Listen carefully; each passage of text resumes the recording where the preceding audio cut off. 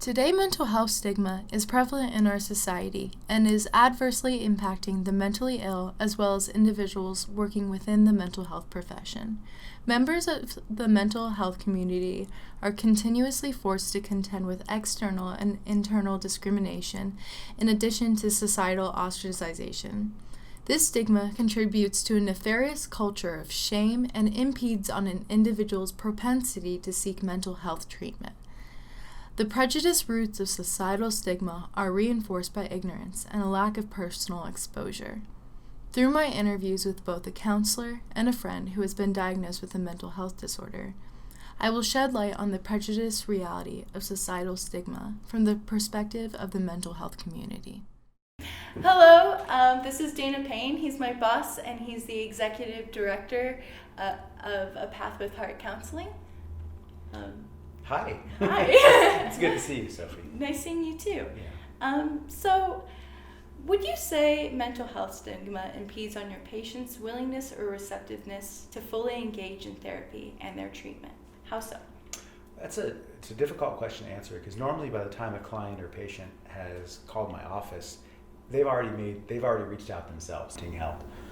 However, there is a profound negative stigma with seeking mental health care. And when I was a kid, if you got in trouble in junior high or high school, you'd get sent to where? To the counselor's office. Yeah. Or we're going to have to get you counseling. So there's this idea that there's something quote unquote wrong with you if you need to go see a counselor. Mm-hmm. And so I think there's that pervasive stigma in our society. And I think it stops a lot of people from getting help. Mm-hmm. Particularly, I think it's gender too. I mean, more females seek counseling than men, not because females are broken, but because there's a lot of ego and a lot of there's a gap between genders. Not as many men typically seek out counseling, and that's really unfortunate. The DSM, which is a diagnostical manual of diagnoses, and it's acausal. It doesn't say what caused the problem or the issue. And it doesn't say what to do about it. It just says if a person has this symptom cluster, then this is their quote-unquote pathology. And so there's a big problem with the medical model in therapy because it presupposes that there's something wrong with people, when often what we're talking about is just adjustment to difficult life situations, or what are called, often termed disorders, are not disorders at all. They're just people trying to make order out of chaos that's happened to them in their life, whether it's past trauma or difficult life situations or losses or lacking coping skills. Yes, there is a stigma. Yes, we're encapsulated by it, whether we know it or not. And no, you're not broken if you go get therapy or coaching. In fact, if anything, you're brave. And would you say that internalized mental health stigma interferes with their ability to make progress, or kind of provides a unique kind of barrier to really be receptive and motivated to make progress in their treatment? I think oftentimes people start to identify with their pathology, so diagnosis is a double-edged sword. On the one hand, it can give somebody relief to know, hey, look, you're not alone. These clusters of symptoms that you're having are actually shared by people, and this is what it's called, and these are some things that we can do about it to treat it or help things get better. But does the negativity bias negatively impact the therapeutic outcome? Absolutely. I mean, getting Medicaid is hard. You have to jump through a lot of hoops. If you have psychosis and delusions and severe mental illness, or trauma, or usually both, or if you've got dual diagnosis like bipolar or borderline personality disorder with, say, methamphetamine addiction, going down and waiting at social services for half a day and getting insurance is hard. So there are significant barriers, but they're no longer placed there by MCOs because Congress stopped them. Okay, that's really good. Yeah.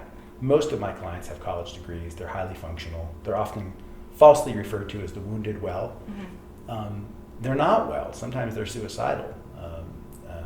Just because they have an MD or they're an attorney doesn't mean that they're well. And so one of the misnomers is that there's something wrong with them if they seek counseling. I don't want to, I'm not broken. Nothing's wrong with me. This is where men really get hung up on this quite often, and I'm generalizing, but like, there's nothing wrong with me. I don't need a counselor. And what I often say is, well, no, there's something right with you. Even the best athletes in the world have coaches. Like Usain Bolt's a pretty fast runner. He doesn't need a coach to help him run faster, but he actually does, because we all do better when we have a witness. We all do better when we have somebody to hold space for our story, and when we can unpack it in front of somebody else and have them really hear us and feel us and be present. How rare is that, to be genuinely, truly present with another human being and to have a witness for your story? And we also all do better when we have support and, yes, accountability. When we are trying to change a habit, for example, the research shows that if somebody's watching us, we do 3 times better. That's 300%. We're 300% more likely to change a habit if somebody else is watching us and involved. That's positive pressure, that's accountability. And that really moves the needle on change. When left on our own, we don't do as well. So even Olympic athletes, even the best people in the world have coaches. Why not have a coach for your life to help you make your life better? Yeah. So that's what I say, to help them realize that, this isn't a counselor. I'm working with a coach who's helping me change my patterns in relationships, or change maladaptive or self-defeating habits. And recognizing therapy is not a weakness, but more as a strength. Mental health stigma is an omnipresent structure in our society, which comes in a variety of forms, whether that be internalized stigma, externalized stigma, structural stigma, or financial stigma. How would eliminating that stigma from our society aid your ability to dispense therapy and your client's ability to be receptive to that therapy? I think for that paradigm shift to occur, we who are doing mental health therapy, or we who are doing coaching for clients, need to consider changing our language. Who wants to go see a psychotherapist? I don't. No thanks. Who wants to go see a therapist? I don't. I would be open to working with a coach who's helping me improve my life. In the same way, if I wanted to learn to play the piano, I might hire a piano teacher.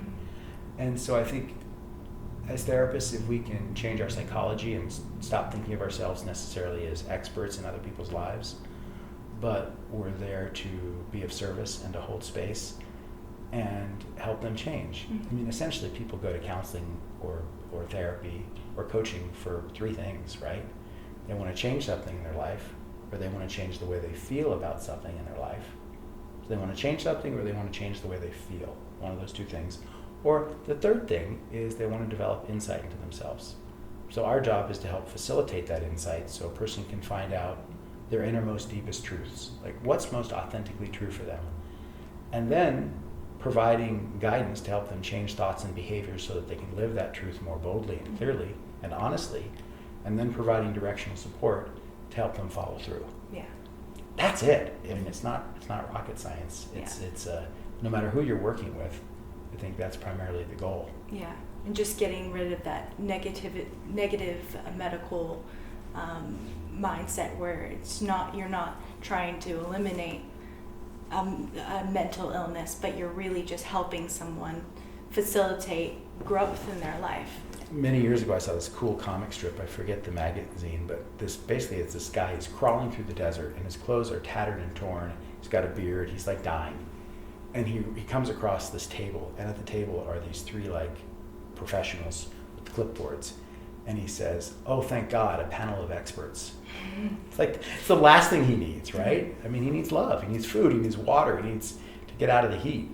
And so if we can change our thinking as helpers and change our language, I think that'll go a long way towards reversing the stigma of expertise and the trauma that the medical model has inflicted.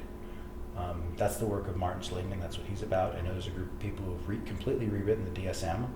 So instead of looking at things as disorders, it looks at things as challenges with strengths and weaknesses, and it helps people soar with their strengths and manage their weaknesses. Yeah.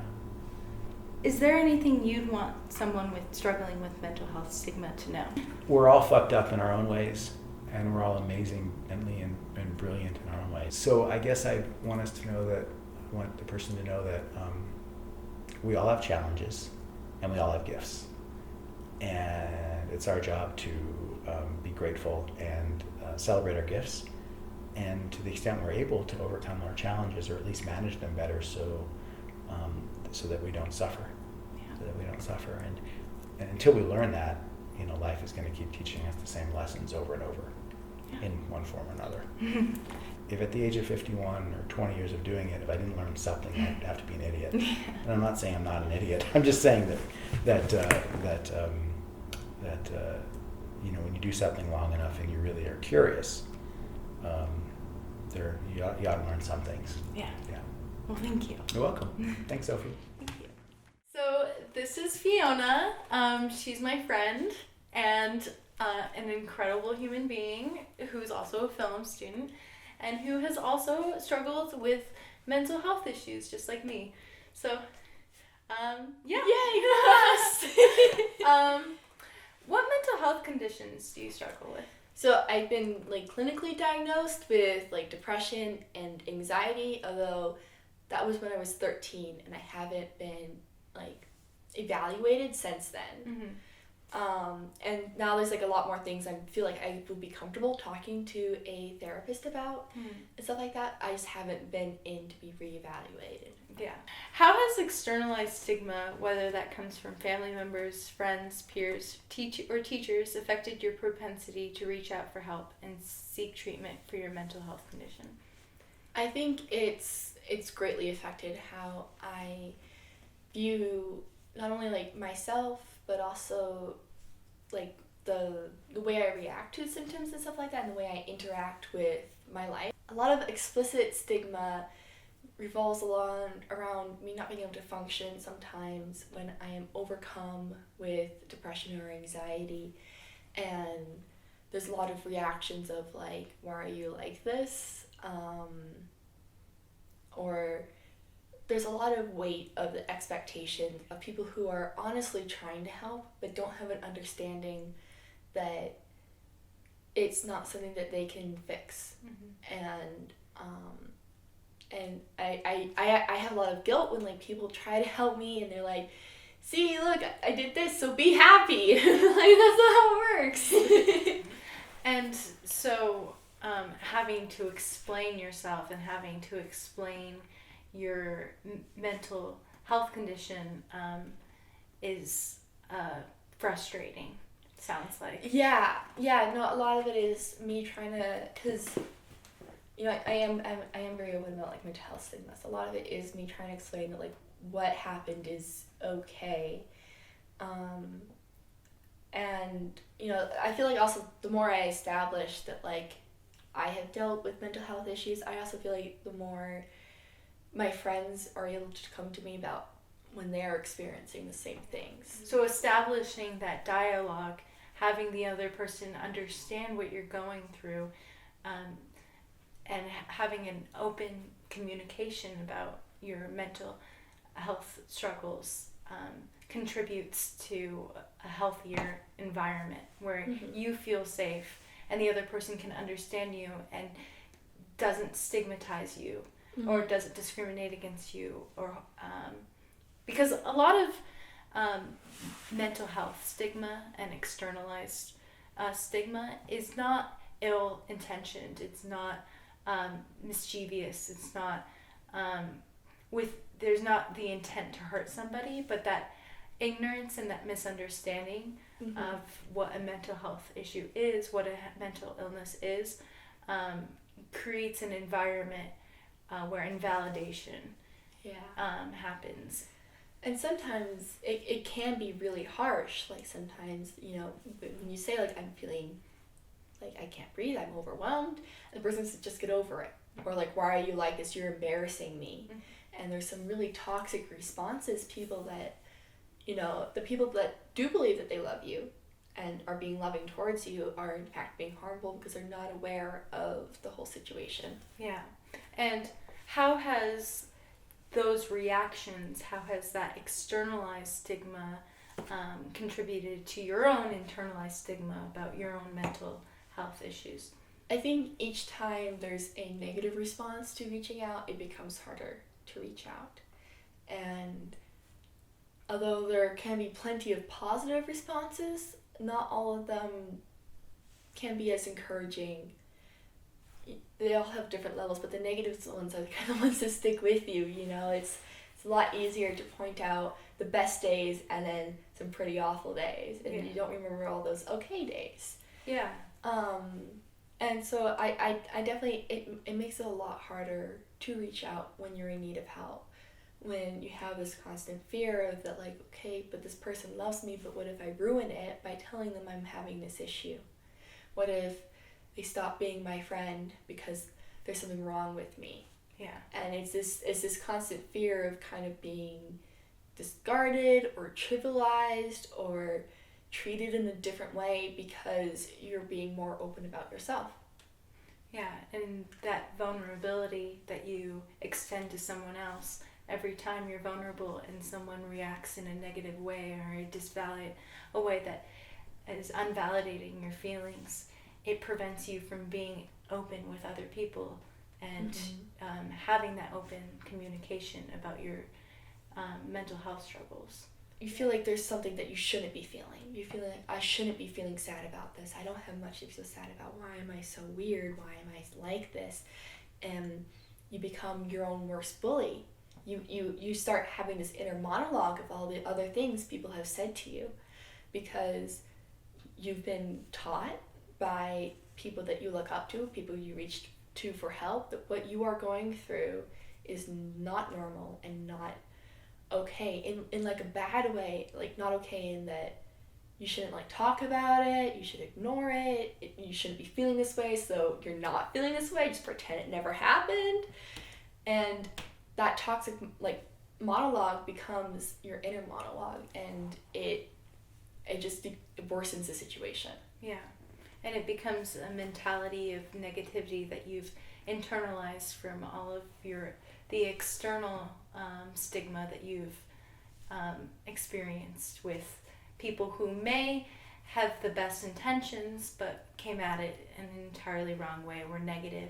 And that stigma, all of those interactions you've had is internalized, and then you discriminate against yourself for having feelings, for having depression and having anxiety, thinking that it needs to have a root cause. Yeah, and I think what makes it worse is you don't always have a choice about being vulnerable about this. Sometimes you're having an anxiety attack in public. Sometimes you're at work and you roll up your sleeves and there's scars there, and maybe a coworker or a boss sees it and they're derisive towards you. They look down on you, and you have this horrible sensation that maybe it's something you've gone through in the past, or maybe it's something you're going through, but it completely makes you monstrous, not what you're going through. Mm-hmm. It makes you into the evil thing, not the depression that you're fighting. Yeah. And also in our society, mental health and mental illness is perceived as weakness, and that perception that people who are going through depression, anxiety, bipolar disorder, whatever it is, that they're fundamentally weaker and that they can just get over it. That contributes to a nefarious culture of blaming someone for what they're going through. If you were to have broken your ankle and you had a cast, someone's not going to be like, oh, you feel pain? Because they see that you obviously have a cast on your ankle. The difference between mental illness is it's not immediately present. You can't immediately see it. Mm-hmm. It's something that's going on in their own mind.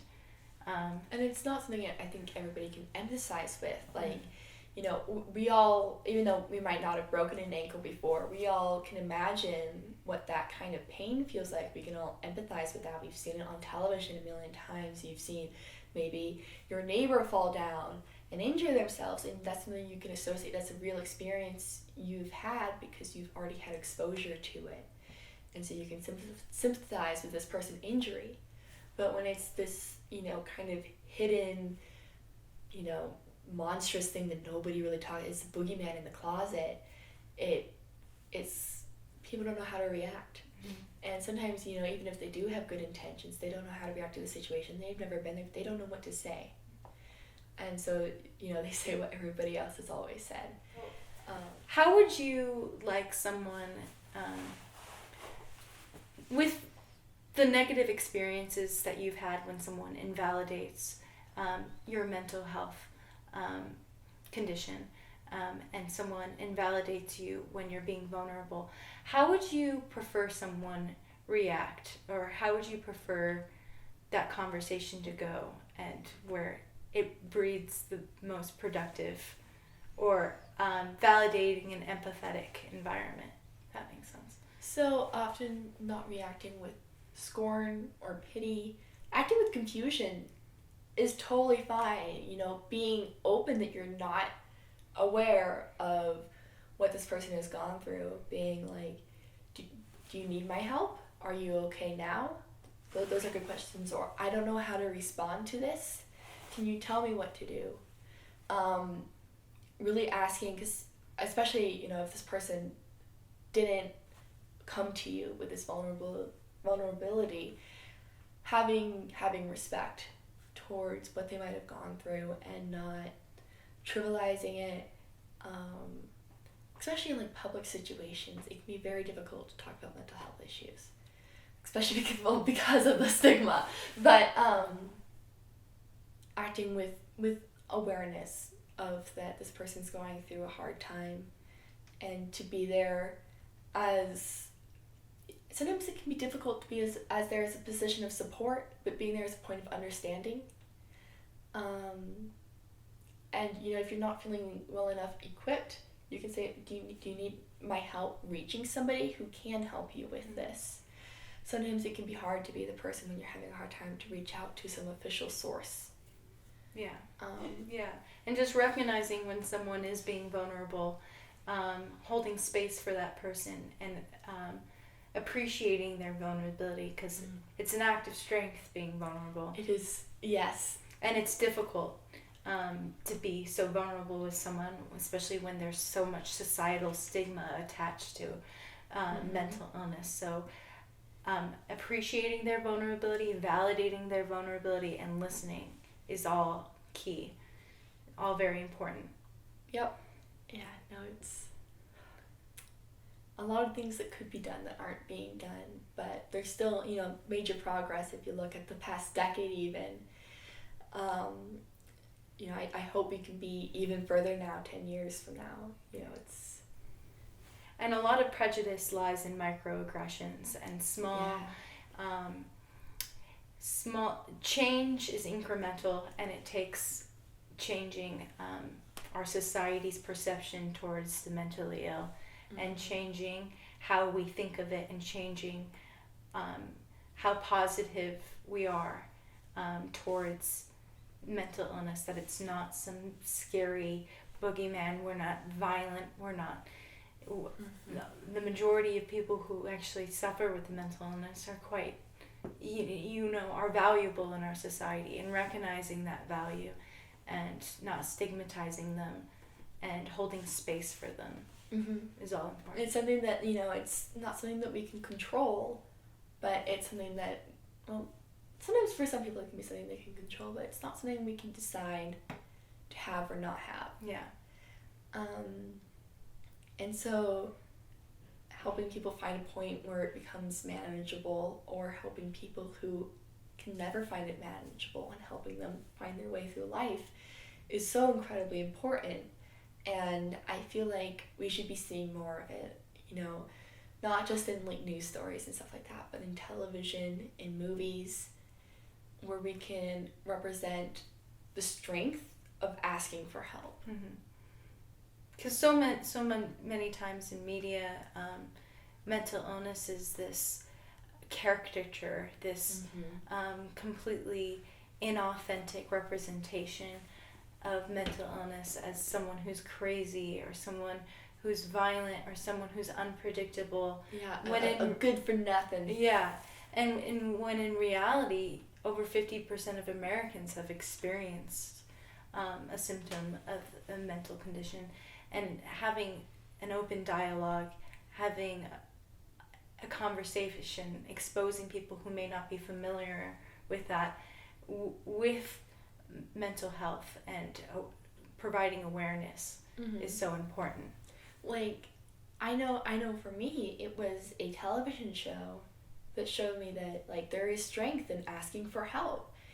And it was also, the end of a YouTube video with a suicide hotline that saved my life twice. It's this communication does things. It's important. It should be happening more. Mm-hmm. Yeah. So just defeating ignorance with education and reality, and being authentic, and having nuanced representation of mental illness in media and society. Thank you. Too often, our society perpetuates a negative stereotype of the mentally ill while excluding the mental health community from the conversation, effectively undermining their experiences and tarnishing the community's reputation. As a collective society, we can work to eliminate mental health stigma through positive education, reframing society's negative perception of the mentally ill.